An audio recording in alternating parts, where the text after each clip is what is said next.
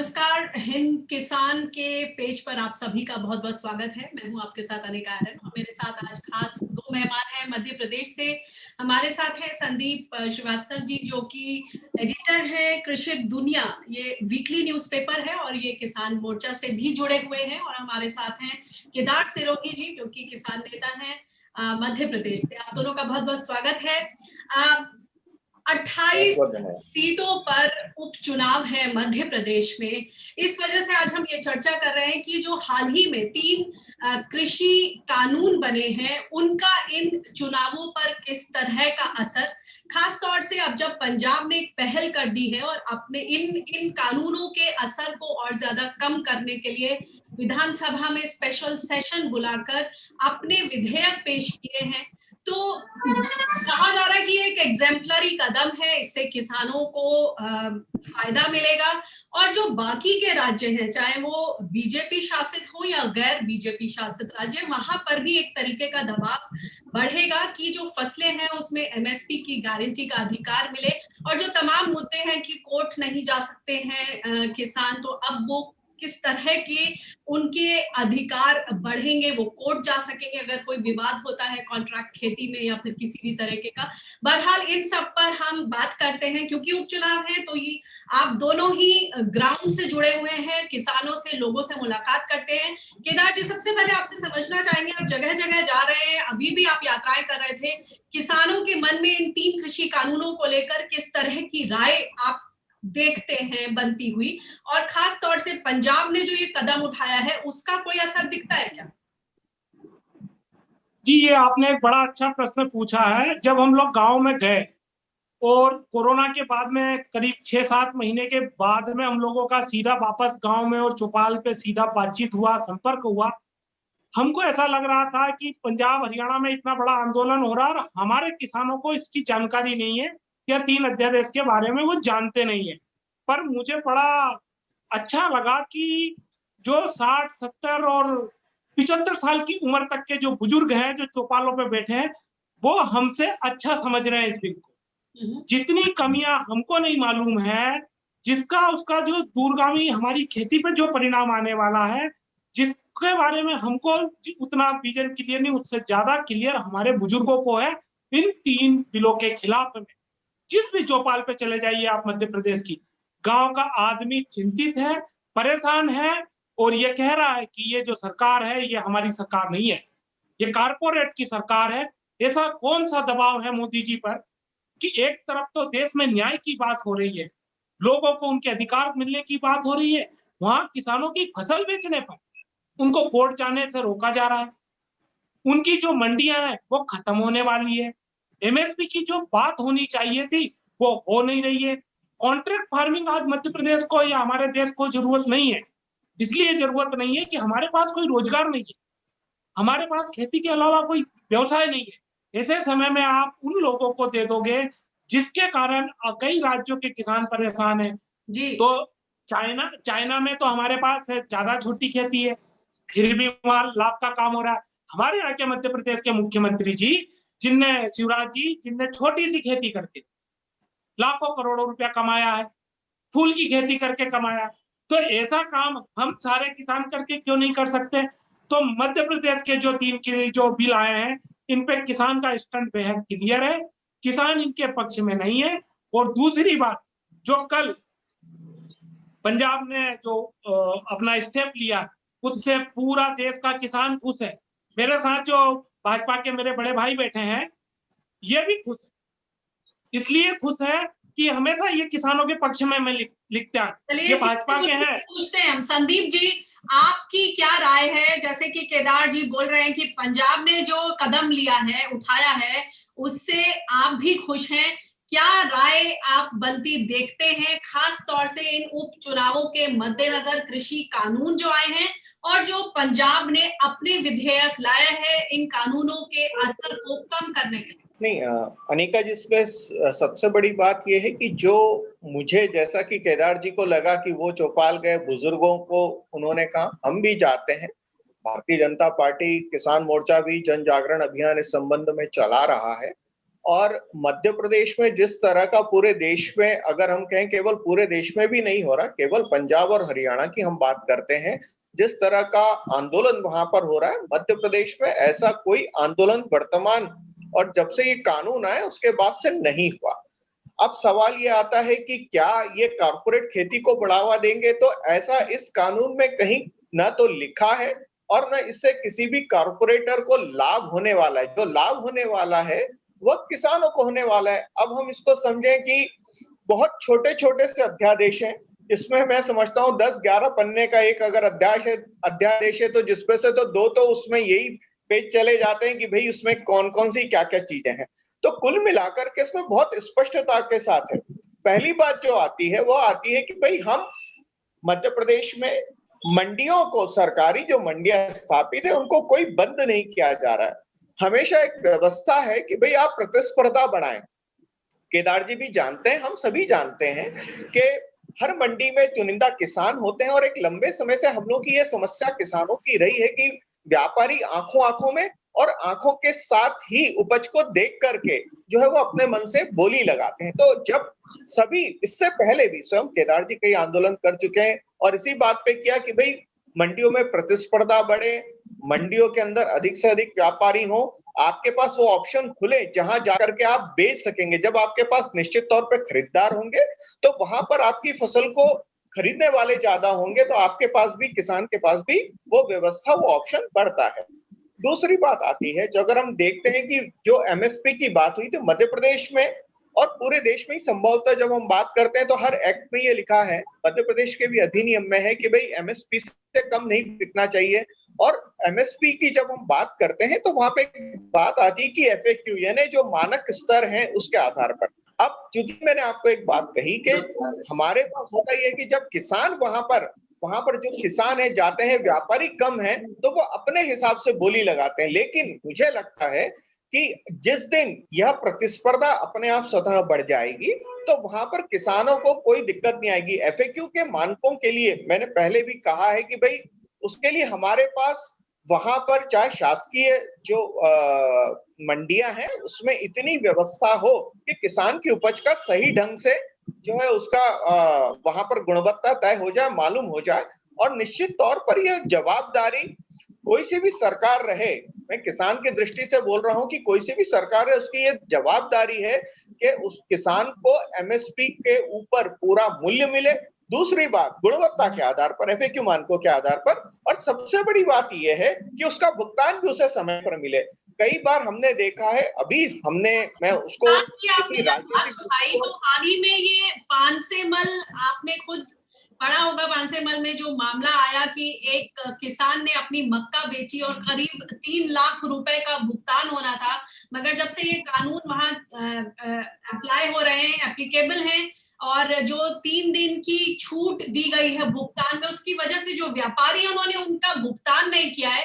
और अब क्योंकि इस व्यवस्था में, इन 3 कृषि कानून व्यवस्था में किसी तरह की कोई मॉनिटरिंग नहीं है, मंडी की तरफ से कोई जिम्मा नहीं बनता कि किसान का पैसा वापस चाहे भुगतान हो, तो नहीं, आ रही है इस तरह के उदाहरण। नहीं अनिका जी, एक बात समझिए कि अभी मध्य प्रदेश में वो पूरी तरीके से कानून लागू मतलब हो गए हैं और जो अभी वर्तमान में मंडी कानून चल रहे हैं पूर्व से निर्धारित, वो स्थापित हैं। दूसरी बात जो आपने कही कि किसान को नियमित भुगतान नहीं मिला, तो यहाँ पर अभी किसी तरह से पुराने कानून में कोई बदलाव ही नहीं किया है। वहां पर आपको भुगतान समय पर होना, और केंद्र सरकार के भी कानून को पढ़िएगा, उसमें स्पष्ट है कि 3 दिन में। और वैसे तो हर मंडी कानून में, केदार जी मेरी बात से सहमत है, ये प्रावधान है कि कृषि उपज मंडी के बाहर बिना भुगतान किए हुए वहां से माल निकलना नहीं चाहिए। तो अगर वो माल निकल रहा है तो वहां कहीं ना कहीं वो उन लोगों की साठगांठ हो सकती है। लेकिन हमेशा ये होता है कि बकायदा रसीद दी जारी, कानून में प्रावधान है, वहां लिखा हुआ और अभी भी हो रहा है। मतलब मैं आपको एक अलग से नहीं बता रहा हूं कि ये कोई नई चीज है। किसान अगर अपना माल ले जा रहा है तो पर्ची कटती है, कितना माल है, कौन सी गुणवत्ता का है, उसका क्या भाव आएगा, फिर उसको भुगतान हो रहा है। तो ये व्यवस्था की कोई बात नहीं है। केदार जी क्या कहेंगे आप, मॉनिटरिंग कहाँ है? जो नए कानून है उसमें तो इसकी बात ही नहीं कही गई है। मॉनिटरिंग को लेकर, एमएसपी की बेंचमार्किंग को लेकर, यही तो चिंताएं हैं किसानों की। देखिए, यहाँ जो डिबेट है ये पूरी तरीके से किसान आधारित है। और आज जो हमारे श्रीवास्तव साहब हैं, ये भाजपा के कम किसानों के ज्यादा हैं। मैं काफी लंबे समय से हम लोग साथ जुड़े हैं।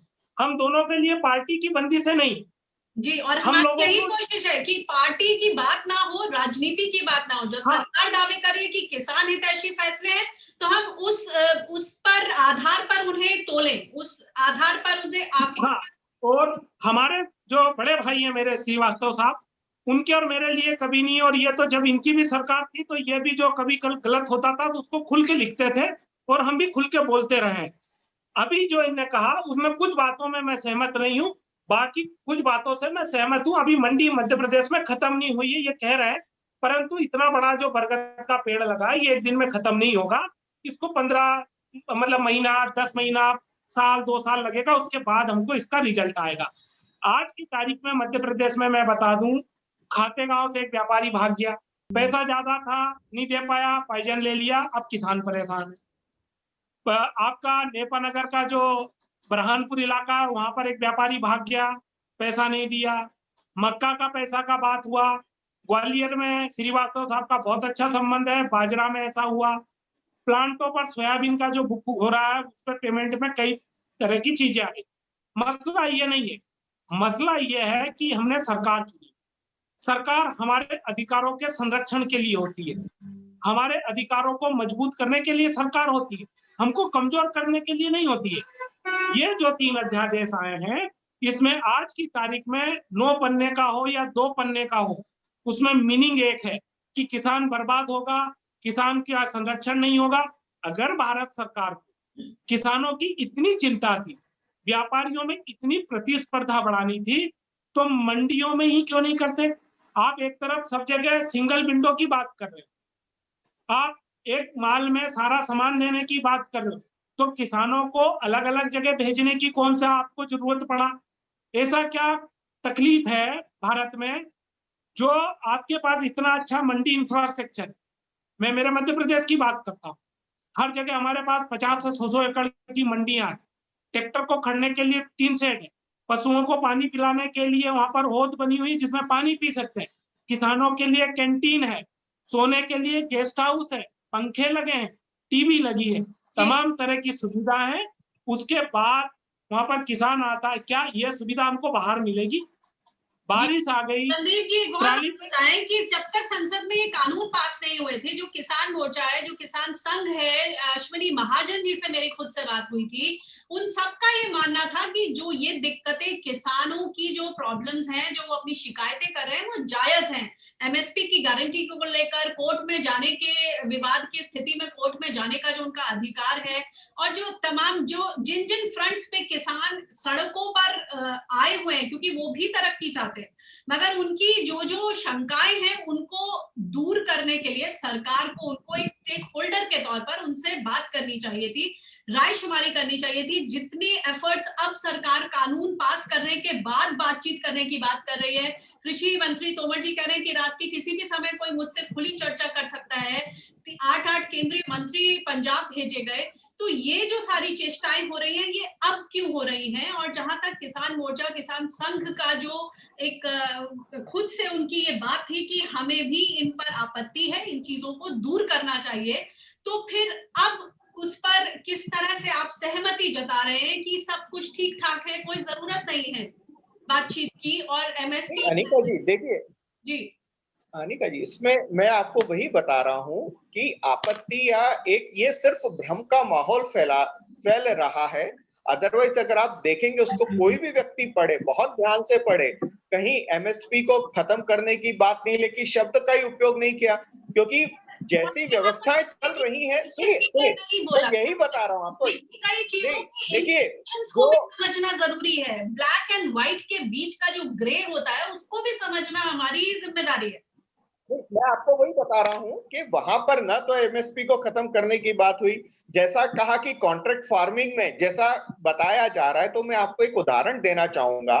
लंबे समय से अभी उन्होंने कहा कि जैसा केदार जी ने कहा कि हमें आवश्यकता नहीं है, किसान को आवश्यकता किसान तो स्वतः ही पहले से कॉन्ट्रैक्ट फार्मिंग कर रहा है। अब आप देखिए बीज उत्पादन कार्यक्रम जो किसान लेता है वो तो चाहे शासकीय कंपनियां हो या निजी क्षेत्र की कंपनियां हो, उनसे आप बीज लेते हैं, उनको भी मुहैया कराते हैं, तो वो तो ऑलरेडी कॉन्ट्रैक्ट फार्मिंग हो रही है। ये सभी एक और बात चीजें सुनिए, फूलों की अब खेती जैसे पेप्सिको के, खेती के उसमें हेलो, जी नहीं, अब जैसे पेप्सिको के साथ कॉन्ट्रैक्ट फार्मिंग किसान करते हैं, बहुत सारी कंपनियां हैं जिनके साथ किसान करते हैं, जो बड़ी बड़ी कंपनियां फलों का रस बनाती हैं, तो वहां उनको किसी को दिक्कत नहीं है। केदार जी, दिक्कत आप बोल सिर्फ सकते हैं। हमारे मन में ऐसी चीज आ रही है कि यहाँ पर हमको ऐसा लग रहा है कि किसान की खेती को हम बर्बाद कर रहे हैं।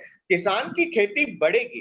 दूसरी बात ये आती है कि भाई छोटे किसान, तो आप देखिए, अगर अभी आपने कहा चीन का उन्होंने उदाहरण दिया, तो मैं आपको बताऊं कि इजराइल में किबुत्सु नामक जो खेती होती है, उसमें वो सामूहिक खेती होती है।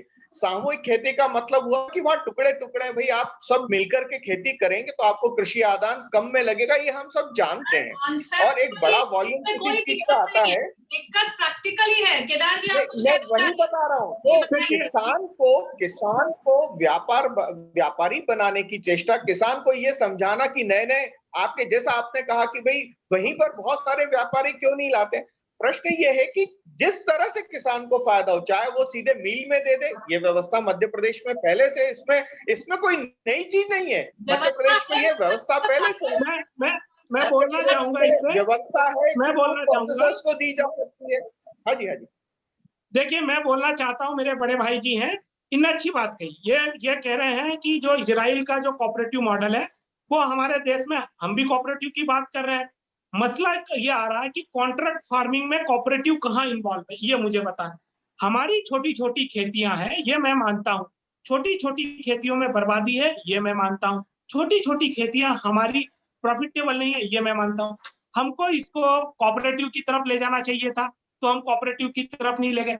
मेरा सवाल ये है कि स्वावलंबन की बात करने वाले थे हम लोग, भाजपा WTO आया था तब विरोध करने वाली चीज थी, कॉर्पोरेट की विरोध करने वाली थी, खेती में गांव में नहीं घुसने देने वाली थी। आज ऐसी क्या मजबूरी आ गई? आज आप हमसे कहिए, हम कोऑपरेटिव में आपके साथ 3 कदम आगे चलेंगे। हम छोटे-छोटे समूह बना के उनकी खेती कराएं, उनकी लागत कम कराएं, वो चीज तो हो नहीं रही है। हम सीधी की सीधी खेती को उठाकर हम दे रहे हैं कॉन्ट्रैक्ट फार्मिंग के नाम पे, डेवलपमेंट के नाम पे, किसान की गरीबी को छुपाने के नाम पे हम लोग प्रमोट करना चाहते हैं। देखिए, डायरेक्ट तो आप कह नहीं सकते हो, क्यों नहीं कह सकते हो कि भारत में आज भी किसान का राज है। किसान को कोई भी सरकार वो नहीं कर सकती। आज मध्य प्रदेश का किसान इस चीज को समझ चुका है। आज देख लीजिए, आपको जन जागरण यात्रा क्यों निकालनी पड़ी? इसलिए निकालनी पड़ी कि गांव-गांव में जो हवा चली है, क्योंकि आप लोगों को तो जो थर्मामीटर है भाजपा के पास, वो तुरंत नाप लेता है गर्मी कितनी है गांव में। किसानों की बात किसानों को समझ में आ गई। आपके कार्यकर्ताओं ने भाजपा के नेताओं को सोने नहीं दिया, तो उन्होंने कहा कि चलो हम लोग कुछ दिन तक समझा समझू के किसान को बैठा लेते हैं।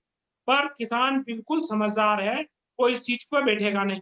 कॉन्ट्रैक्ट फार्मिंग तब हमारे यहाँ हो सकती है जब आप हमको रोजगार दे दोगे। आज हमारे पास रोजगार नहीं है। अगर आप आय दुगनी और इनकी बात करते हैं, इस कॉन्ट्रैक्ट के पक्ष में है और सब कुछ करते हैं। आप चंबल क्षेत्र में थे, आपका चंबल क्षेत्र में भी जादव जी बड़ा अच्छा प्रचार प्रसार कर रहे हैं। बाजरा 800 रुपए बिक रहा, MSP को खतरा नहीं है। तो आप बता दीजिए, कृषि मंत्री को कहिए कि आप मक्का खरीदने का जो पैसा पड़ा हुआ उससे मक्का खरीद ले।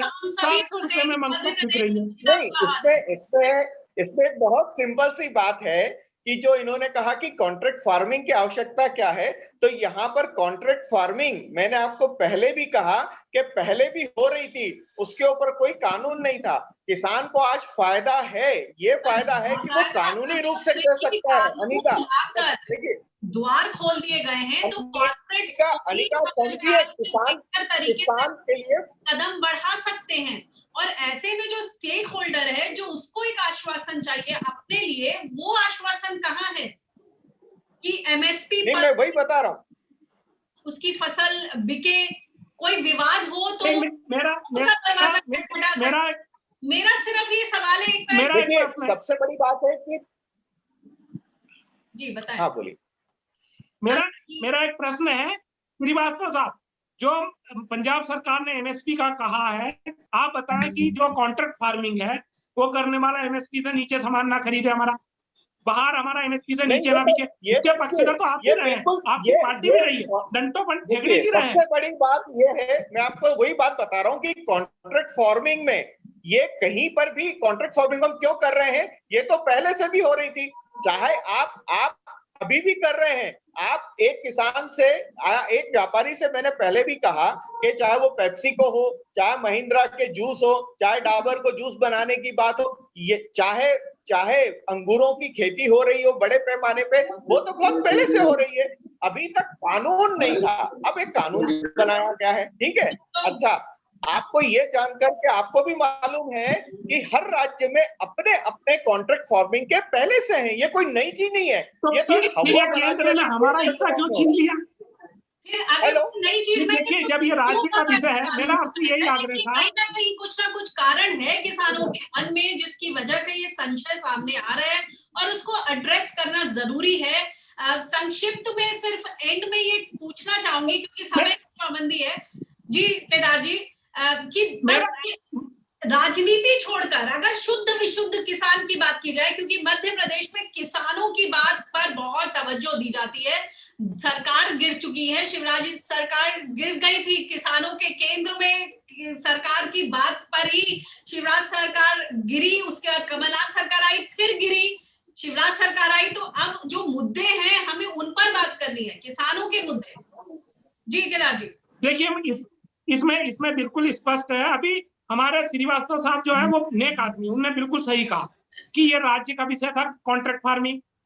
अब हमारा लड़ाई यही है कि केंद्र ने फिर कब्जा क्यों कर लिया, मसला किसानों को ये समझ में आ गया। देखिए, ये खुल के नहीं कहेंगे, मान मर्यादा पार्टी की रखनी पड़ेगी, राज्य का विषय है तो राज्य का विषय रखा। जैसा कि आप देख सकते हैं कि दोनों ही पक्षों ने अपने अपने तर्क को सामने रखा, कुल मिलाकर दोनों ही दावे कर रहे हैं कि वो किसान के पक्ष को सामने रख रहे हैं, किसान की जो जमीन पर जो आवाज है उससे जुड़े हुए हैं और वो अपने उसी लिहाज से, अपने अनुभव के लिहाज से अपने पक्ष सामने रख रहे हैं। बहरहाल इसमें सबसे ज्यादा जरूरत यही है कि जैसे कि आप देख सकते हैं इस चर्चा में भी कि बातचीत करनी बहुत जरूरी है किसानों से, जिनकी किस्मत का फैसला हो रहा है, जिनके लिए ये कृषि कानून लाए गए हैं, उनकी जो सबसे बड़ी दिक्कत, जो उनको परेशानी महसूस हो रही है कि उनसे क्यों नहीं रायशुमारी की गई इन कृषि कानूनों को कानूनी जामा पहनाने से पहले। बहरहाल इससे जुड़ी तमाम खबरें हम आप तक पहुंचाते रहेंगे। अब पंजाब के बाद गतिविधि तेज हो गई है, जो हरियाणा है वहां तमाम आंदोलन चल ही रहा है, लेकिन जो राजस्थान है और छत्तीसगढ़, इन दोनों ही जगह गैर बीजेपी शासित सरकारों ने अपनी तरफ से पंजाब की ही तर्ज पर कदम आगे बढ़ाने की बात कही है। उससे जुड़ी खबरें भी हम आप तक पहुंचाते रहेंगे। फिलहाल के लिए www.hindkisan.com पर इससे जुड़ी तमाम खबरों को आप बारीकी से पढ़ सकते हैं। तब तक मुझे दीजिए इजाजत, नमस्कार।